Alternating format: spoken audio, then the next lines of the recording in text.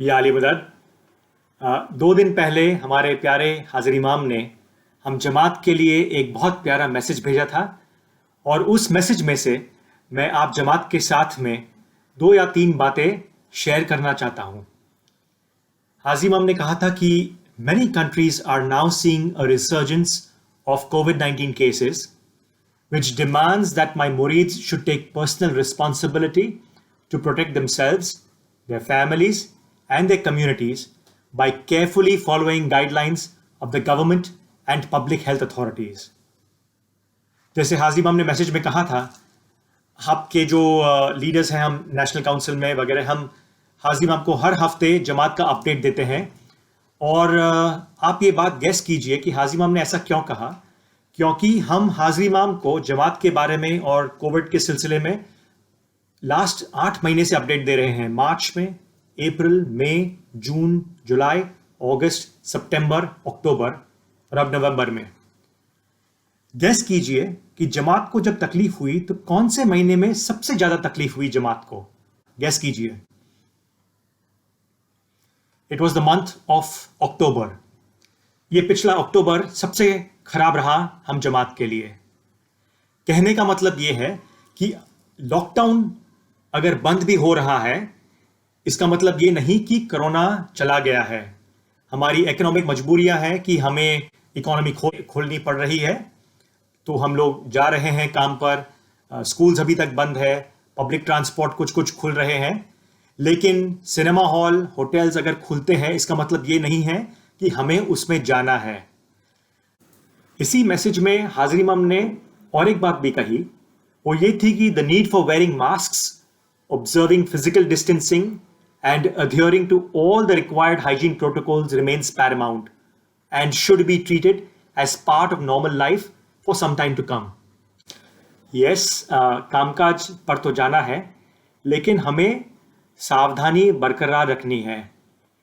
हमें काउंसिल में ये सुनने में आता है कि काफ़ी लोग अब सोचते हैं कि 8 महीने हो गए घर में बैठे हुए हैं, थके हुए हैं, ताकि हम वेकेशन पे जाएं, दिवाली वेकेशंस पर जाएं, या हम फैमिली गैदरिंग रखें, शायद कोई शादी की ऑर्गेनाइजेशन है या कुछ और करना है। सावधान रहिए। अक्टूबर सबसे खराब महीना था और कोरोना वायरस की आग अभी भी फैली हुई है। तो जहां तक हो सके प्लीज घर के बाहर नहीं निकलिए। अगर आप जाते हैं तो फेस मास्क पहनिए, एक दूसरे से अंतर बनाए रखिए, और घर पे आते हैं तो हाथ साबुन से धोना है आपको, अब कपड़े बदलने हैं, अपने आप को सेफ रखना है। आपके फैमिलीज में जो सीनियर सिटीजन्स है या जिनकी कोमॉर्बिडिटीज है, डायबिटीज है या हाइपरटेंशन है, उनको संभाल कर रखना है, क्योंकि एक बहुत चेपी बीमारी है, वायरस है, और ये किसी को भी लग सकती है, और आज भी इसकी वैक्सीन तैयार नहीं हुई है। तो पहली बात तो ये कि अगर आप कोई शादी प्लान कर रहे हैं या कोई पार्टी प्लान कर रहे हैं या कोई वेकेशन प्लान कर रहे हैं, तो फिर से एक बार सोचिए। हो सके तो मत करिए, और अगर करना है तो बहुत ही छोटे ग्रुप में सादगी से ये सब चीज़ आप कर सकते हैं। वेकेशन करना है तो घर में मोबाइल फ़ोन बंद करके आप बैठ सकते हैं, अपनी फैमिली के साथ में खुश रहिए। ज़रूरी ना हो तो होटलों में मत जाइए। तीसरी बात हाजी इमाम ने उसी मैसेज में कही कि I send my most affectionate maternal loving blessings for the good health, happiness, safety and well-being of all my murids with best blessings for मुश्किल आसान। यानी हमें डरना नहीं है, कामकाज पर जाना है तो जाना है, काम करना है तो करना है, पर जहां तक हो सके अपने आप को और अपने परिवार को सुरक्षित रखिए। इंशाल्लाह वैक्सीन पर जोरों से काम हो रहा है, वैक्सीन जल्दी इंशाल्लाह बनकर हमारे पास अगले साल आएगी।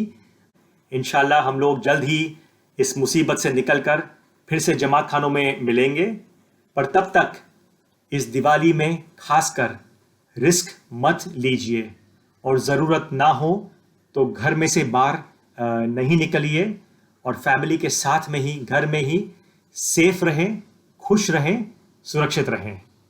Take care. या अली मदद।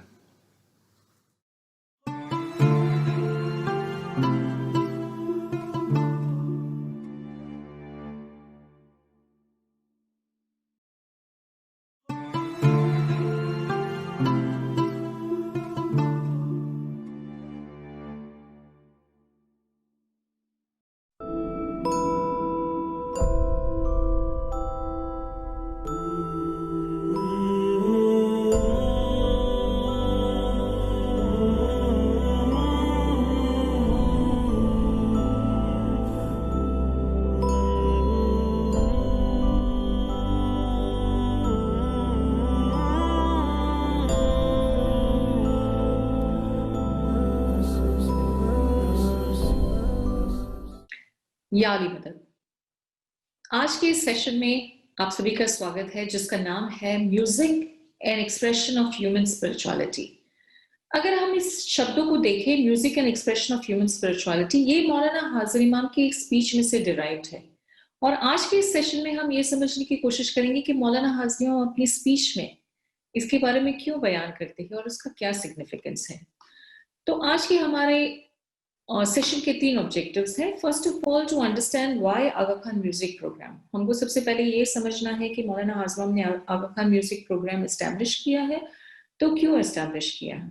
सेकेंडली, हम ये समझने की कोशिश करेंगे कि म्यूजिक और प्लूरलिज्म यानी कि अनेकवाद, बहुमतवाद जिसको हम कहते हैं, उसके बीच में क्या रिलेशनशिप है। और थर्ड ऑब्जेक्टिव हमारा ये है कि आगा खान म्यूजिक प्रोग्राम के अंतर्गत कौन कौन सी इनिशिएटिव्स इमामत इंस्टीट्यूशंस में लिए हुए हैं। तो हम ये सेशन को जैसे आगे बढ़ाते हैं, तो सबसे पहले ये जरूरी है कि मौलाना हाजिर इमाम क्या कहते हैं म्यूजिक के बारे में। तो हम जानते हैं कि मार्च 2019 के अंदर आगा खान म्यूजिक अवार्ड्स हुए थे और उसमें मौलाना हाजिर इमाम ने एक स्पीच डिलीवर की थी। उस स्पीच के हम एक एक्सर्प्ट को सुनेंगे और फिर अपना सेशन आगे बढ़ाएंगे। Now I know that in some parts of the world, the words Muslim and music are not often linked together in the public mind, but they should be. The cultural heritage of Islam has long embraced musical language as an elemental expression of human spirituality. Listening to music, practicing music, sharing music, performing music have long been an intimate part of life for Muslim communities across the world, as has been the chanting of devotional and historical or epic texts. हमने जैसे speech में सुना कि मौलाना हाजिर इमाम हमें फरमाते हैं कि दुनिया के कुछ हिस्सों के अंदर म्यूजिक और मुस्लिम ये दोनों शब्द इकट्ठे नहीं जाते, मतलब लोग उसको एक्सेप्ट नहीं कर पाते हैं कि मुस्लिम और म्यूजिक दोनों साथ में जा सकते हैं दुनिया के कुछ हिस्सों के अंदर। लेकिन मौलाना हाजिर फरमाते हैं दैट इट शुड बी, ऐसा होना चाहिए, म्यूजिक और मुस्लिम साथ में जाना चाहिए, उसमें कोई दिक्कत नहीं है।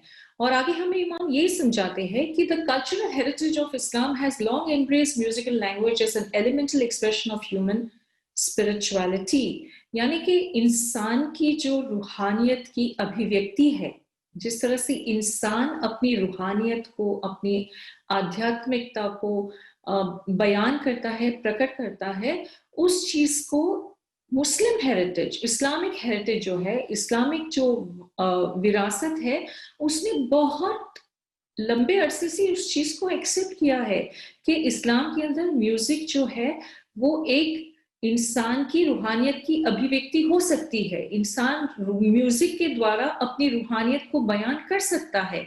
और फिर आगे इमाम फरमाते हैं कि लिसनिंग टू म्यूजिक, म्यूजिक सुनना, म्यूजिक प्रैक्टिस करना, म्यूजिक को शेयर करना, म्यूजिक को परफॉर्म करना, have long been an intimate part of life for Muslim communities across the world। यानी कि म्यूजिक जो है वो एक मुस्लिम कम्युनिटी की जिंदगी का एक घनिष्ठ हिस्सा है और रह चुकी है। और इमाम हमें आगे फरमाते हैं कि डिवोशनल और हिस्टोरिकल एपिक्स और टेक्स्ट को जब पढ़ा जाता है तो उसको चांट किया जाता है और उसके अंदर भी म्यूजिक का जो रोल है वो मौजूद है। अगर हम कुरान शरीफ को देखें तो कुरान शरीफ के अंदर म्यूजिक के बारे में कोई डायरेक्ट रेफरेंसेस नहीं है, लेकिन हिस्टोरिकली हमें ये पता है कि जब हजरत नबी मोहम्मद मुस्तफा रसूल सल्लल्लाहु अलैहि वसल्लम का आगमन मदीना के अंदर हुआ था, तो मदीना वासियों ने प्रॉफिट का वेलकम जो है एक गाने के साथ और म्यूजिक के साथ किया था। और ये जो म्यूजिक, ये जो गाना था, उसके शब्द थे तला अल बद्र अलैना, यानी कि the full moon has come upon us. आइए उसकी छोटी सी एक झलक सुनते हैं।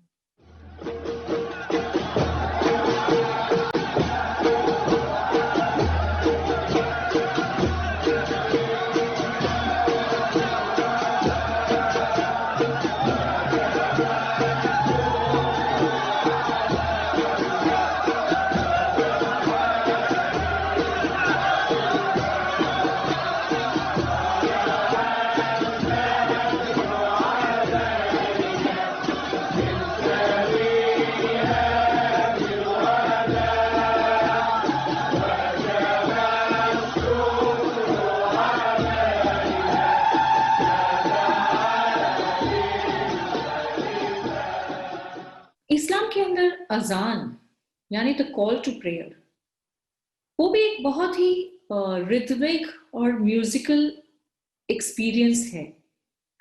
अब मैं आपके सामने एक छोटी सी अजान की एक क्लिप पेश करूंगी।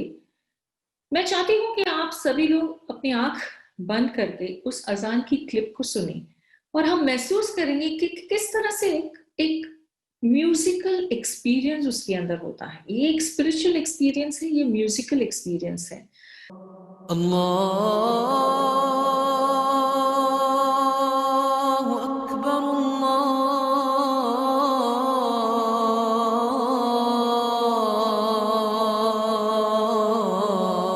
अल्लाहु अकबर, अशहदु अन ला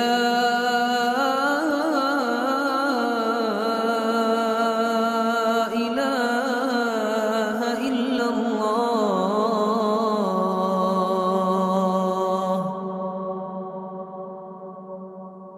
अशहदु अन्ना मुहम्मदर रसूलुल्लाह,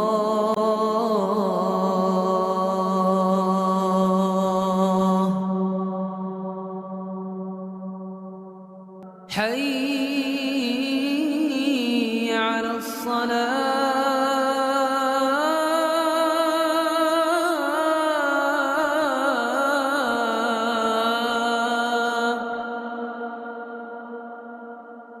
इस क्लिप को दिखाने का मेरा मकसद ये है कि हम इसको एक्सपीरियंस करें कि जो जिस तरह से इमाम हमें फरमाते हैं कि music has been a part of the Islamic culture, Islamic संस्कृति का एक हिस्सा रह चुकी है, जिसके अंदर इंसान अपनी रूहानियत का बयान म्यूजिक के द्वारा करते हैं और उसी चीज को हम महसूस करेंगे। इंडोनेशिया के अंदर जब अजान होती है उसके साथ साथ कई हिस्सों में एक ड्रम बजाया जाता है जिसको हम बेदुक या बेदक कहते हैं, और उस ड्रम को इसलिए बजाया जाता है ताकि दूर दराज के जंगलों के अंदर भी लोगों को पता चले कि नमाज का टाइम हो चुका है और सभी लोगों को नमाज के लिए आना है। इसकी एक छोटी सी झलक हम देखते हैं।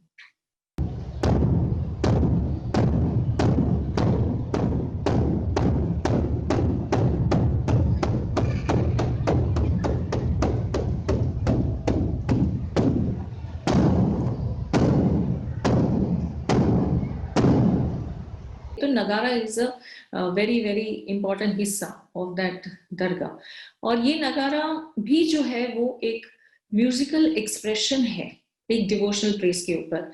आइए हम थोड़ा सा उसको भी सुनते हैं।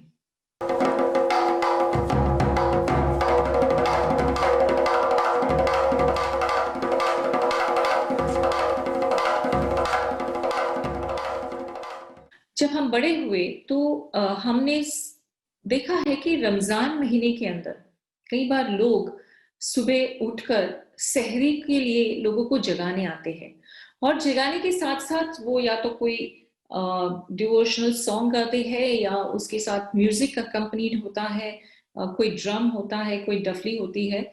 और आज भी ये ट्रेडिशन मौजूद है, ना सिर्फ बम्बई के अंदर लेकिन इंडिया के कई पार्ट्स के अंदर, और ना सिर्फ इंडिया के अंदर बट दुनिया के कई सारे इस हिस्सों में ये प्रैक्टिस प्रेवलेंट है। Music is associated with the wake up call for the सहरी ऑफ रमजान। जागो मुसलमानो, जागो जागो मुसलमानो, क्या वक्त सुहाना है ये 12 महीनों में, ये 12 महीनों में क्या प्यारा महीना है।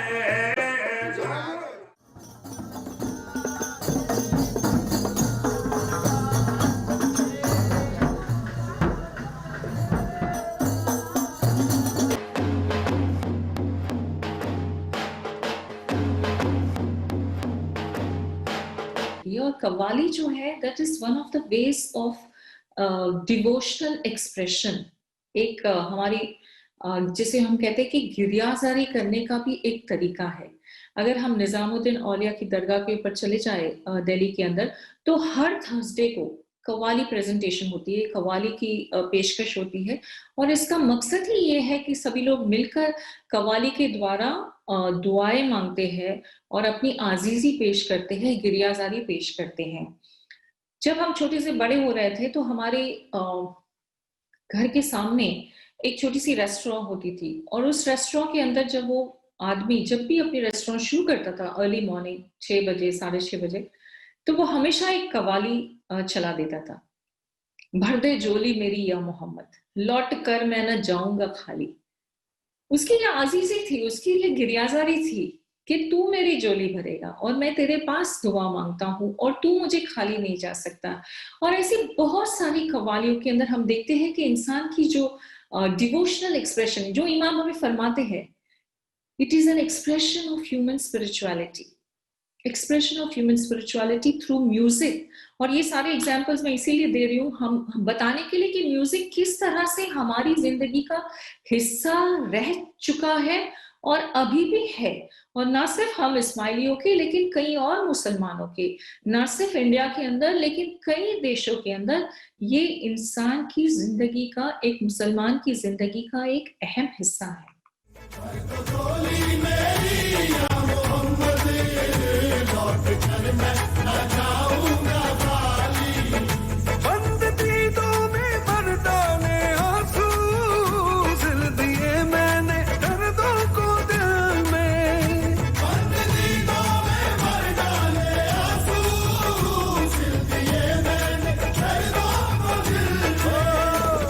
तलक तू बना दे न बिगड़ी दर्ज तेरे न जाए सवाली। मेरे मौला मदीना दिखा दे मुझे, तेरे सदके तू हाजी बना दे मुझे, तेरे सदके तू हाजी बना दे मुझे, ओ तेरे सदके तू हाजी बना दे मुझे, तेरे सदके तू हाजी बना दे मुझे। कर लूं दीदार एक बार सरकार का, कर लूं दीदार एक बार सरकार का, ऐ खुदा कोई ऐसी दुआ दे मुझे, मेरे मौला मदीना दिखा दे मुझे, मेरे मौला मदीना दिखा दे मुझे। तो हमने देखा कि किस तरह से कितने डिवोशन के साथ ये जो कव्वाली गाने वाले गा रहे थे, तो so much of love and devotion in their presentation. हम सेंट्रल एशियन रीजन की बात करें तो पामीरी रीजन के अंदर एक इंस्ट्रूमेंट है जिसका नाम है रबाब, और ये रबाब का सिग्निफिकेंस ये है कि जब इंसान की मौत हो जाती है तब ये रबाब प्ले किया जाता है। और वो सेंट्रल एशियन रीजन के अंदर एक ऐसी स्टोरी है, मिथोलॉजिकल स्टोरी है कि जब इंसान का हजरत आदम अलैहिस्सलाम को क्रिएट करने में आया था तब अल्लाह ताला ने रूह को भेजा था, लेकिन रूह was not willing to get inside the body in a small little enclose space. इसलिए कहने में आता है कि रूह को शरीर के अंदर डालने के लिए रुबाब बजाने में आया, और रुबाब बजाने के बाद वो शरीर के अंदर चला गया, लेकिन शरीर के अंदर जाने के बाद रूह को बहुत अच्छा लगने लगा और वो बाहर नहीं आना चाहता था।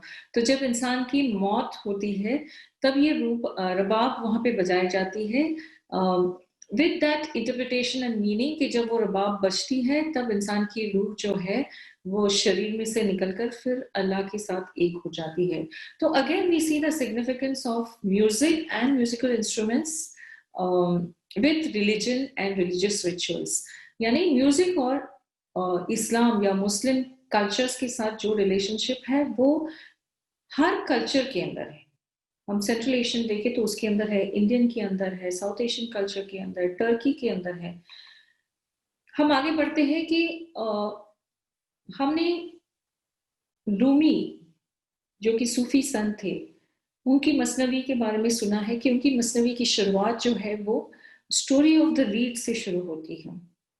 एक रीड जो कि अपने ओरिजिन से सेपरेट हुआ है, एक फ्लूट की जैसे एक इंस्ट्रूमेंट होता है म्यूजिकल, और जब उसके अंदर ब्लो किया जाता है तो उसके अंदर से ऐसी आवाज निकलती है जिसमें दर्द होता है, जिसमें जुदाई का दर्द होता है, जिसमें लेमेंट होता है। और रूमी इस बात का बयान करते हैं अपनी मसनवी के अंदर। Again the important thing is that there was a reference to a musical instrument even in the 13th century जब रूमी थे. So music was a part of the culture at that time as well. और रूमी जब बयान करते हैं तो वो जो म्यूजिकल इंस्ट्रूमेंट है रीड उसको इंसान के शरीर के साथ कंपेयर करते हैं. वो कहते हैं कि जिस तरह से वो रीड रोती है कि मुझे अपनी ओरिजिन में जाके मिलना है, लेमेंट करती है, उसी तरह इंसान के अंदर भी वो इच्छा होनी चाहिए कि वो अपने ओरिजिन के साथ जाकर मिले. हज़रत दाऊद जो है जो कि पैगंबर थे, कहा जाता है कि उनकी आवाज़ बड़ी सुरीली थी और वो बहुत अच्छा गाते थे. और खुदा के लिए एक मूवी बनी थी, उसके अंदर नसीरुद्दीन शाह आखिर के अंदर एक एक्सर्प्ट के अंदर ये बयान करते हैं कि किस तरह से हज़रत दाऊद की आवाज़ के अंदर एक सुर था और एक मौसीकी थी. और उस कुछ छोटे से डायलॉग्स को हम सुनते हैं. और दाऊद को क्या दिया? मौसीकी, ऐसी सुरीली आवाज और रागों और साजों पर इतना उबूर के सुर लगाएं तो पहाड़ साथ गाने लगे. दुनिया जहान के परिंदे मदहोश होके आवाज की जानिब खिंचे चले आए. ज़ुबूर उठा के देखिए, ये तक लिखा है कि किन रागों से और किन साजों पे गा के हजरत दाऊद अस्सलातुस्सलाम ने खुदा की हम्दो सना की. क्या ये मुमकिन है कि खुदावंद करीम अपनी तारीफ सुनने के लिए एक हराम चीज का इंतखाब करे? अल फराबी ने एक किताब लिखी है जिसका नाम है अल इलाज बिल मूसिका, यानी कि क्योर थ्रू म्यूजिक. इक्वान सफा में भी इसका बयान है कि music has an effect on the soul और उसका भी रिलेशनशिप है. कानून फिल तिब, कैनन ऑफ मेडिसिन, ये किताब इब्न सीना की है जिसके अंदर भी बयान किया जाता है किस तरह से म्यूजिक और मेडिसिन का एक रिलेशनशिप है. कहने का मतलब है कि इन बड़े बड़े राइटर्स ने और फिलोसोफर्स ने बहुत सारी बातें लिखी है जिसके अंदर म्यूजिक का बयान है. So once again music has been part of the Muslim culture. अभी तक हमने ये देखा कि किस तरह से म्यूजिक एक मुस्लिम की लाइफ का हिस्सा है, किस तरह से हमारे कल्चर का हिस्सा है. और अब हम आगे बढ़ते हैं कि मौलाना हाज़िम अपनी स्पीच में और क्या बयान करते हैं. I learned at a young age how my own ancestors, the Fatimids, cultivated music in the city of Cairo 1,000 years ago. And I also learned about how the Iberian region, where we are now meeting, the territory known as Al-Andalus, produced new forms of music and poetry in the late medieval period. It was here, in Al-Andalus, that Muslims, Jews, Christians created together an exemplary culture of tolerance, fostering musical creativity that even included new types of musical instruments and pioneering approaches to music education. मौलाना हाज़िम फरमाते कि जब मैं बड़ा हुआ और मैंने सीखा कि मेरे एंसेस्टर्स जो कि फातिमिड्स थे, जो कि कैरो के अंदर थे, जो कैरो को रूल करते थे, उन्होंने भी म्यूजिक को बहुत प्रोत्साहन दिया था. और अल अंदलूस जो आइबेरियन रीजन जिसके अंदर ये म्यूजिक अवार्ड्स का प्रोग्राम हुआ था पोर्चुगल के अंदर, लिस्बन के अंदर, इमाम फरमाते हैं कि वो एक ऐसी जगह थी जहां पर जूस, क्रिश्चियन, मुस्लिम्स, हर किस्म के लोग टॉलरेंट थे, एक दूसरे के साथ टॉलरेंट थे, साथ में म्यूजिक को बढ़ावा देते थे, म्यूजिक एजुकेशन के बारे में बढ़ावा देते थे और म्यूजिकल इंस्ट्रूमेंट्स को भी क्रिएट किया गया. कई बार अगर हम गूगल के ऊपर सर्च करते हैं तो हमें ये देखने को मिलता है कि ज़्यादातर मुस्लिम्स इस बात को एक्सेप्ट नहीं करते कि म्यूजिकल इंस्ट्रूमेंट्स एक्सेप्टेबल है. लेकिन यहाँ पर इमाम हमें फरमाते हैं कि जो अल अंदलूस का जो रीजन था, आइबेरियन रीजन था, उसके अंदर भी म्यूजिकल इंस्ट्रूमेंट्स क्रिएट किए जाते थे और म्यूजिकल एजुकेशन का प्रोत्साहन दिया जाता था. और मौलाना हाज़िम फरमाते कि जब मैं ताजिकिस्तान के अंदर गया तब मैंने देखा कि किस तरह से म्यूजिक जो है वहाँ पे एक बहुत ही एक कल्चरल एंकर है. यानी कि जिस तरह से एक एंकर शिप को पकड़ के रखता है, म्यूजिक ने उस कल्चर को पकड़ के रखा था। और मौलाना हाजिर इमाम ने देखा कि सोवियत यूनियन जब डिसइंटीग्रेट हो रहा था, तो सोवियत यूनियन के अंदर लोगों को अपनी तरह से म्यूजिक को एक्सप्रेस करना या उसको बढ़ावा देना, उसकी आज़ादी नहीं थी। लेकिन जैसे ही वो डिसइंटीग्रेट होने लगा और इंडिपेंडेंट रीजन्स, रिपब्लिक्स बनने लगे, तो वो अपनी आइडेंटिटी को फिर से म्यूजिक के द्वारा एस्टैब्लिश करने लगे। और मौलाना हाजिर इमाम ने 2001 के अंदर आगा खान म्यूजिक इनिशिएटिव एस्टैब्लिश किया सेंट्रल एशिया के अंदर, तजिकिस्तान के अंदर, 2 रीजंस की वजह से। एक तो जो म्यूजिकल हेरिटेज था, उनको जो म्यूजिक की जो विरासत थी, जो म्यूजिक कई सालों से जो म्यूजिक और म्यूजिकल इंस्ट्रूमेंट्स उस एरिया के अंदर बजते थे या चलते थे, उसको प्रिजर्व करना, उसको रिवाइटलाइज करना, और सेकंड उस म्यूजिकल हेरिटेज को दुनिया के साथ शेयर करना, दुनिया को, लोगों को बताना कि ये हमारा क्या कल्चरल हेरिटेज है। ये 2 पर्पस से। और उसके साथ इससे म्यूजिशियंस को रोजी रोजगार भी मिली कि जब सोवियत यूनियन डिसइंटीग्रेट हो रहा था, वहाँ के लोगों के पास बहुत मुश्किल समय था, जॉब्स नहीं थे, इनकम नहीं थी, पैसा नहीं था। उस समय ये म्यूजिक को रिवाइव करके उनको एक एडिशनल सोर्स ऑफ इनकम मिले, वो हेतु से इस म्यूजिक इंडस्ट्री को पूरा रिवाइव किया गया और म्यूजिकल कल्चर की जो हेरिटेज है उसको रिटेन किया गया। और एक प्लूरलिज्म जो म्यूजिक के अंदर है, the pluralistic understanding of music, उसको बढ़ावा देने के लिए मौलाना हाजिर इमाम ने आगा खान म्यूजिक इनिशिएटिव की स्थापना की थी। मौलाना हाजिर इमाम ने कल्चर के बारे में, कल्चर की इम्पोर्टेंस को समझाने के लिए बहुत सारे इनिशिएटिव्स लिए हैं। जैसे हम जानते हैं कि 1977 में मौलाना हाजिर इमाम ने Aga Khan award for architecture initiate किया था। तो कल्चर के प्रति जो मौलाना हाजिर इमाम का जो इंटरेस्ट है, और इमाम ये हमें समझाते हैं कि कल्चर्स जो है वो लोगों को कनेक्ट करते हैं।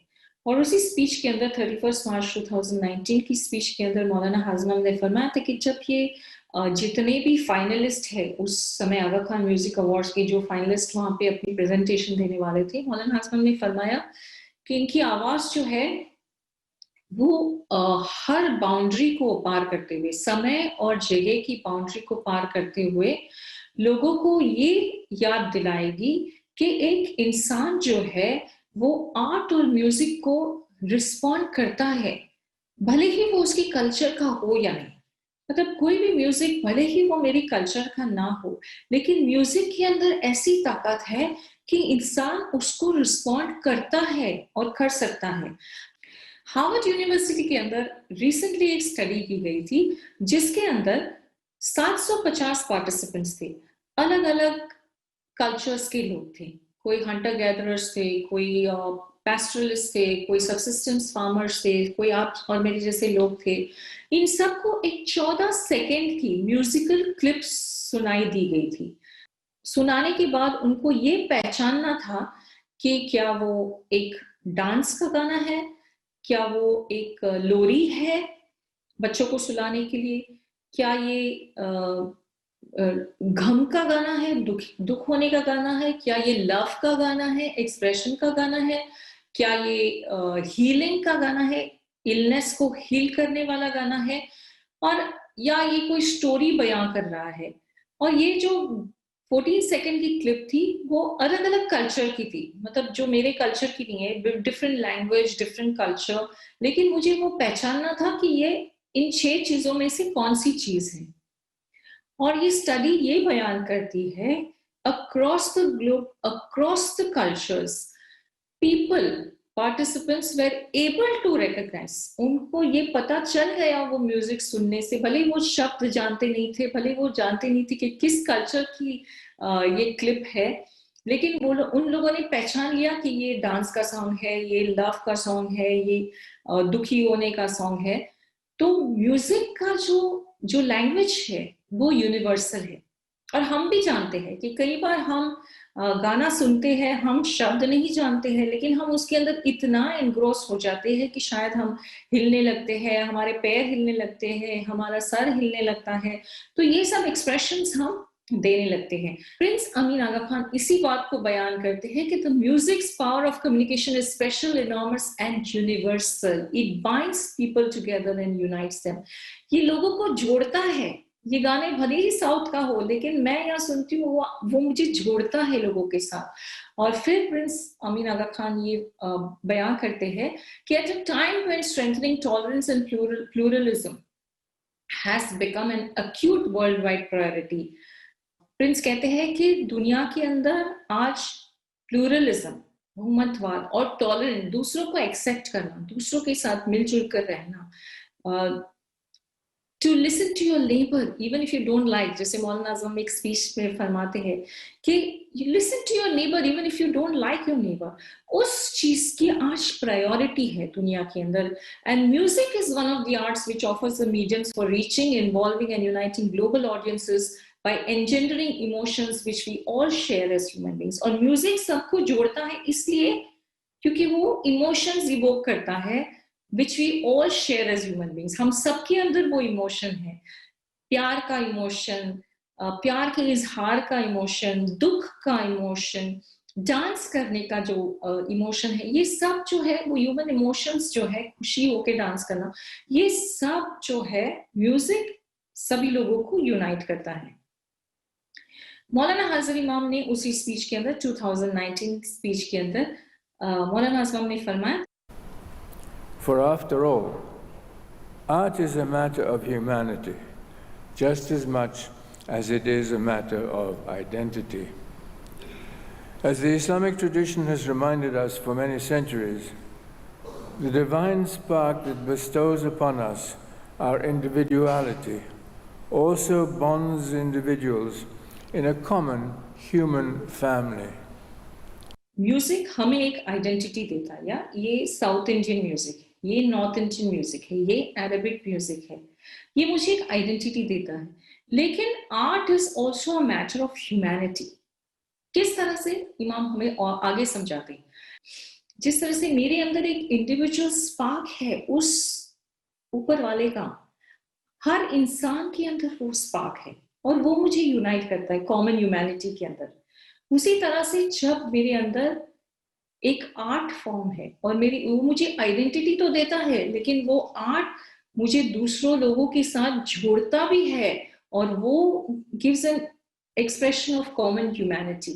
इमाम आगे फरमाते, In this light, we learn to see our differences in a new way.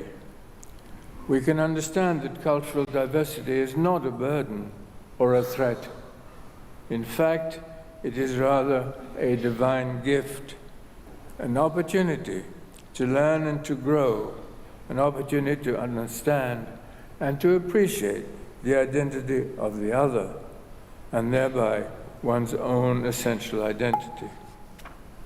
this is very important, the last sentence, one's own essential identity। इमाम हमको फरमाते हैं कि जब हम दूसरों के अंदर वो स्पार्क देखते हैं तो हम रियलाइज करते हैं कि इन एसेंस एसेंशियल आइडेंटिटी हमारी एक ही है, वही नूर हमारे अंदर है। उसी तरह जब हम आर्ट से कनेक्ट होते हैं, म्यूजिक से कनेक्ट होते हैं, तो भले ही म्यूजिक अलग अलग कल्चर्स का है, अलग अलग लैंग्वेज में है, अलग अलग लोगों का है, लेकिन वो हम सबको यूनाइट करता है क्योंकि वो music is the connecting bond. और इसीलिए मौलाना हाजिर इमाम इतना सारा कार्य म्यूजिक के लिए करते हैं। और इमाम फरमाते हैं कि मैंने म्यूजिक अवार्ड्स क्यों एस्टैब्लिश किए। The technological forces that are reshaping our world now mean that neighbors who live on the other side of the planet are as close to us as our neighbors who live across the street। मैं फरमाते कि हमारे जो neighbours हैं, हमारे जो पड़ोसी हैं, जो हमारे बगल में रहते हैं या हमारे सामने रहते हैं, शायद उससे भी नजदीक वो लोग हैं जो प्लैनेट के उस पार रहते हैं।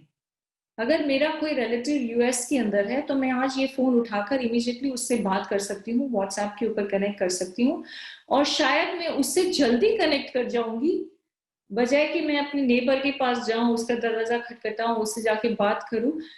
तो मेरी जो कनेक्टिविटी है वो प्लैनेट के उस पार भी ज्यादा है बजाय कि मेरे नेबर के। और ऐसे सिचुएशन में जब हमारी कनेक्टिविटी जो है दूसरे लोगों के साथ इतनी जल्दी हो चुकी है, it's become a global village.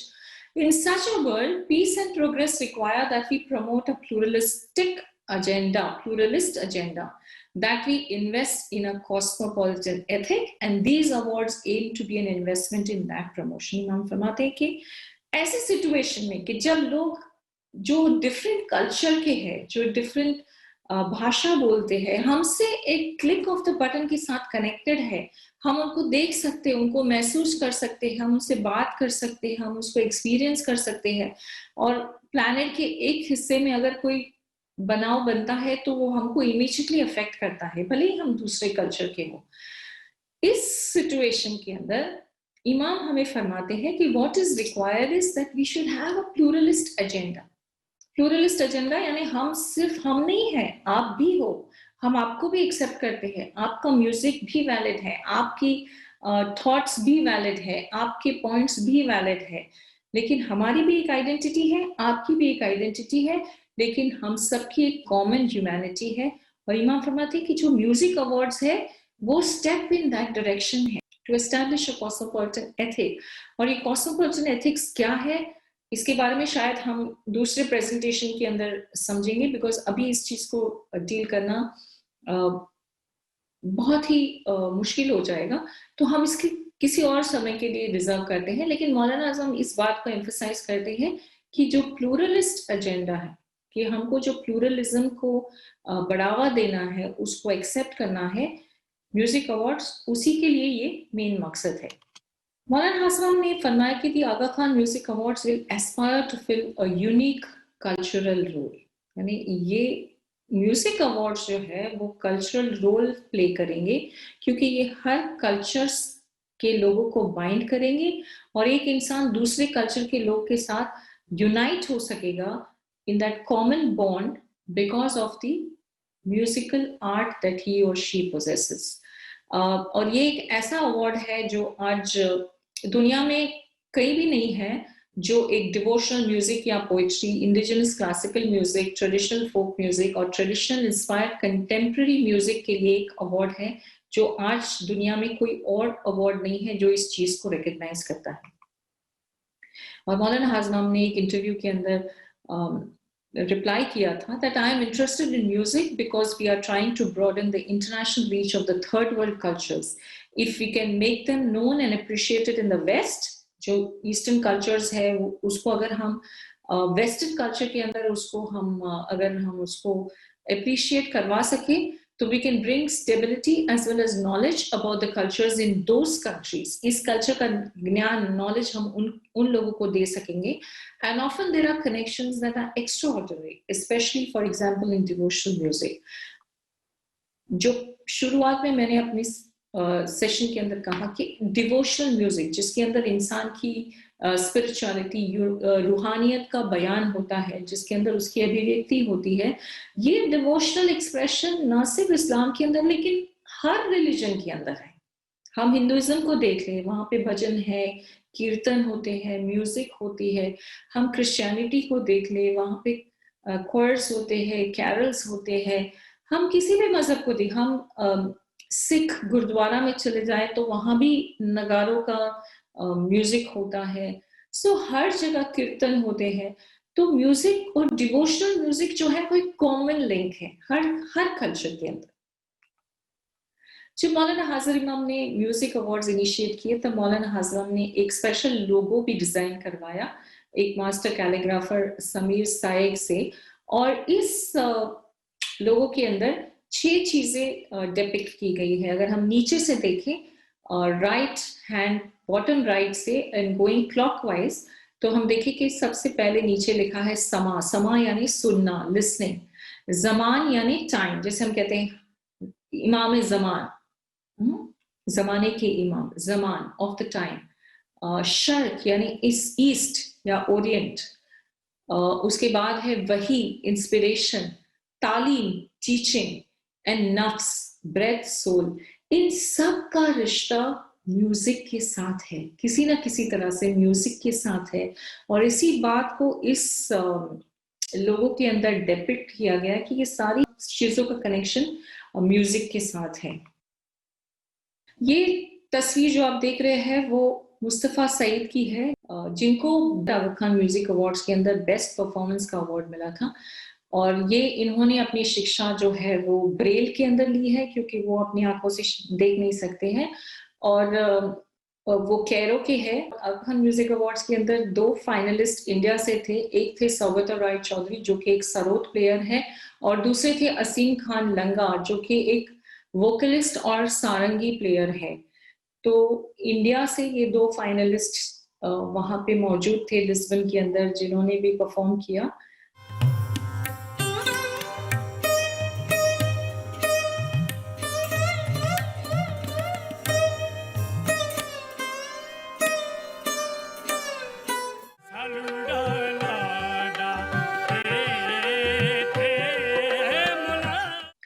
Agha Khan music programme जो कि 2020 के अंदर मौलाना हाज़िम ने इंस्टीट्यूट किया है, उसका मिशन ये है कि जो भी म्यूजिक है उसको रिवाइटलाइज करना है। मुस्लिम to foster the development of living musical heritage in societies across the world where Muslims have a significant presence, and disseminate this work internationally through collaborations with exceptionally creative musicians, artists, educators and art presenters. Music को develop करना है, जो heritage है, विरासत है, उसको retain करके उसको दुनिया के सामने पेश करना और कोलैबोरेट करना दूसरे कल्चर्स के साथ, ये इसका मिशन है। तो इन शॉर्ट इस पूरे सेशन के अंदर हमने ये देखा फर्स्ट ऑफ ऑल कि इस्लाम के अंदर, मुस्लिम के अंदर म्यूजिक एंड मुस्लिम, जैसे इमाम ने हमें फरमाया, दे गो हैंड इन हैंड। और ये आज नहीं है, बहुत सालों से ये चलता आ रहा है। हमने right from the time of Rumi, the time of Al Farabi, the time of Prophet Muhammad music था। ये सब चीजों को हमने देखा किस तरह से हम बचपन से जब बड़े होते आए हैं। Music has been part of our culture. जो कवालियां गाते हैं, जो कवालियां हम सुनते हैं, जो नगारे सुनते हैं, all this has been a part of our life. Second, हमने ये समझा कि म्यूजिकल लैंग्वेज जो है वो यूनिवर्सल है। भले ही मुझे शब्द ना समझ में आए, भले ही मुझे कल्चर डिफरेंट है, लेकिन म्यूजिक जो है इट ट्रांसेंड्स कल्चर्स और इंसानों को बाइंड करता है। आगा खान म्यूजिक प्रोग्राम के अंतर्गत मौलाना हाज़िर इमाम ने क्या क्या इनिशिएटिव्स लिए हैं, और इन सब का एम मौलाना हाज़िर इमाम के शब्दों में to fulfil a unique cultural role. ये अवार्ड्स जो है, ये म्यूजिक प्रोग्राम है, that is going to fulfil a unique cultural role जो आज दुनिया के अंदर कोई नहीं कर रहा है, कोई अवार्ड्स नहीं कर रहा है, लेकिन ये आगा खान म्यूजिक अवार्ड्स कर रहे हैं। और इंशाल्लाह जिस तरह से हम सुनते हैं कि I am a 4-time Grammy award nominee, I am a 2-time Grammy award winner, इंशाल्लाह कुछ सालों में हम देखेंगे कि म्यूजिशियंस इस बात में प्राइड लेंगे कि I am a Aga Khan music award winner, I am a 2 times Aga Khan music award nominee, इंशाल्लाह। आई होप कि इस सेशन के द्वारा मैंने थोड़ा बहुत नॉलेज दिया होगा ऑन द इनिशिएटिव्स ऑफ मौलाना हाज़िम इमाम अंडर द म्यूजिक प्रोग्राम। आई अर्ज once again all the listeners to please go back to the www.akdn.org website and look at the speech of Maulana Hazzir Imam. Maulana Hazzir Imam ने बहुत सारी बातें इस speech के अंदर बयां की है, जो 31 मार्च 2019 की है, आगा खान म्यूजिक अवार्ड्स की स्पीच है, जिसके अंदर बहुत सी बातें मौलाना हाज़िर इमाम ने म्यूजिक के बारे में हमें समझाने की कोशिश की है। और इंशाल्लाह अगर हम इसको समझेंगे तो हम रियलाइज कर सकेंगे कि मौलाना हाज़िर इसके लिए क्यों इतना अपना टाइम और अपना एफर्ट इस प्रोग्राम के लिए दे रहे। थैंक यू एंड या अली मदद।